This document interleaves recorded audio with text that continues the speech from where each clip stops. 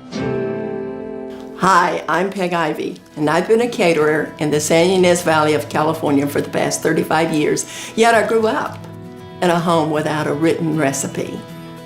My dear mother, Grace Lee Martin, taught me everything I needed to know to make a wonderful meal for the family. I was taught how to cook without a measuring spoon, without a measuring cup, and without a cookbook.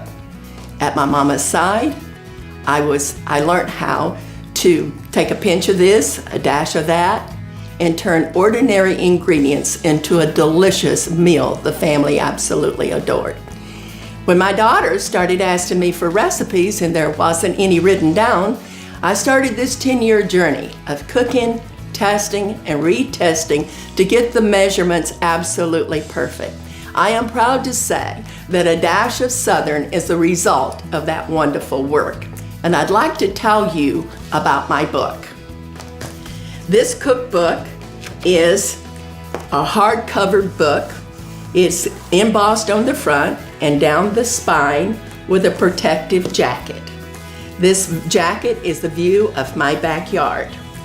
And this view on the inside cover here is a view of San Marcos Pass coming into the San Ynez Valley.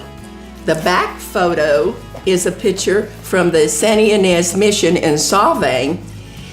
And so I'd like to say that I got a picture of you coming and going into my world. This is the view that my daughters would have coming home. All the dishes in my cookbook, A Dash of Southern, I used all my linens, all my dishes. And the thought behind that was that if you were ever lucky enough to be invited to my home for dinner, then that's the way you would see the dish being served in the dishes. And so all my family and friends, and especially my daughters, could always come home and sit at my table through this book. I go into my cookbook and I tell you about how it all came about. I dedicate it to my mom. I talk about my upbringing and my best friend and how I even got my nickname. Then I go into the recipes, and these recipes, I tell you how the recipes came about, and I give you all of my personal notes on each recipe. This one recipe in particular is the sun-dried tomato pesto brie.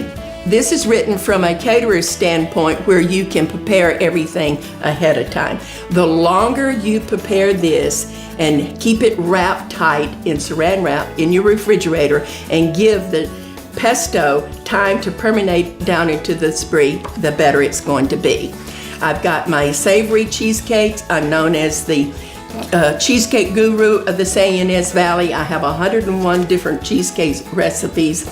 And in the back, I have my dessert cheesecake, my famous cherry cheesecake. And what makes this so special is there's only a half a cup of sugar in this entire recipe. Everyone talks about my crust. Well, I never put sugar in the crust. I want you to just taste the honey grahams. I like for you to taste the food, so I don't use a lot of sugar.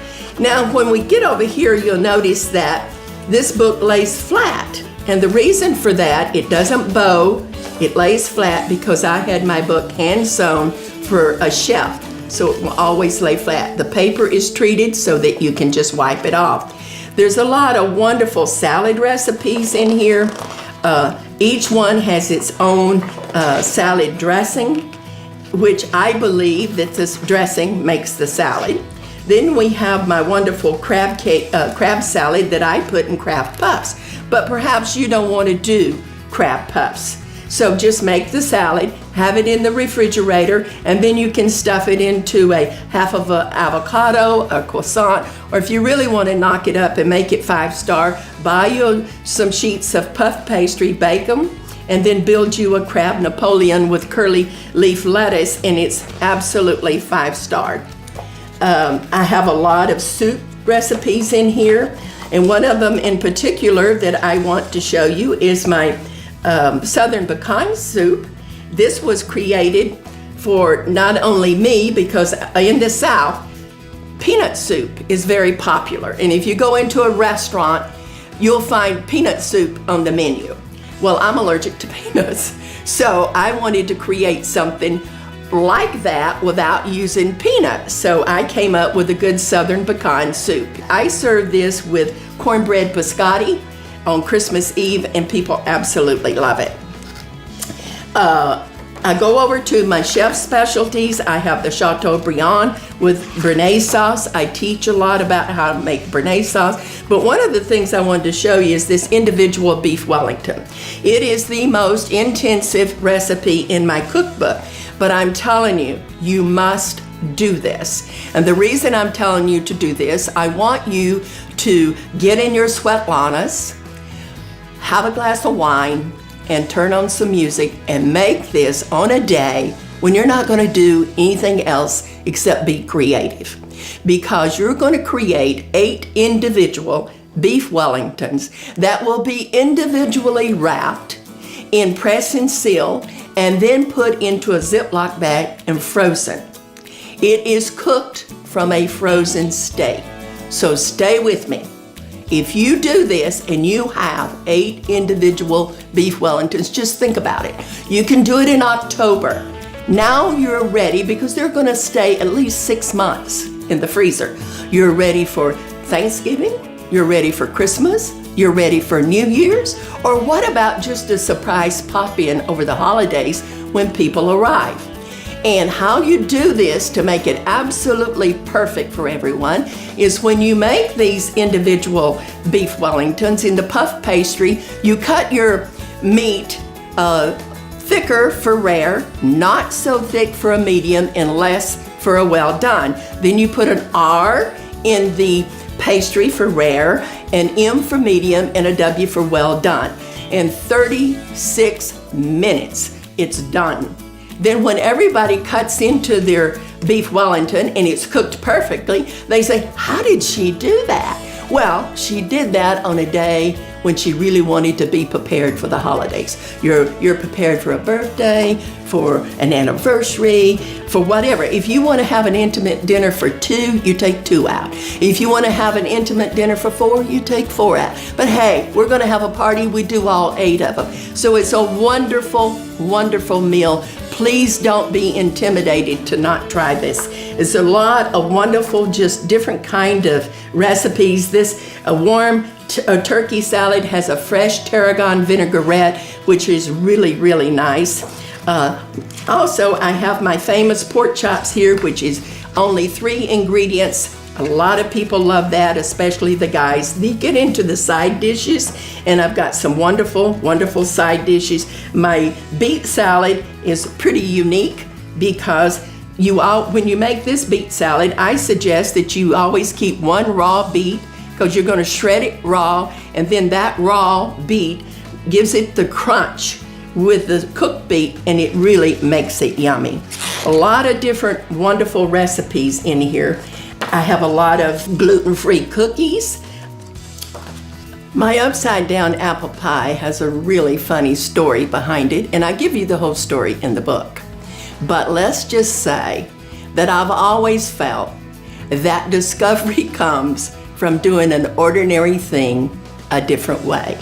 Many years ago, it was one of the very first desserts that I had to do, and I screwed it up. But I was able to rescue it, and the rescue has become famous.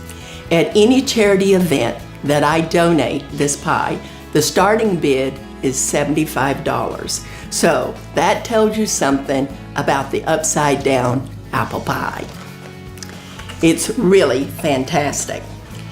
Also, I want to tell you that in my book, I've got homemade cannolis in here. The recipe is totally different from anything else you have ever seen because I make my cannolis with red wine.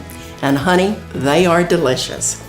Also, this tort, this Southern pecan tort, is a wonderful, wonderful, gluten-free, fancy dessert for your family. I've got a wonderful chocolate mousse cake in here. I make my own cherry sauce and everything to top my cheesecakes. I've got candies. I've got homemade ice cream, candied walnuts, and even specialty drinks and punches in the book.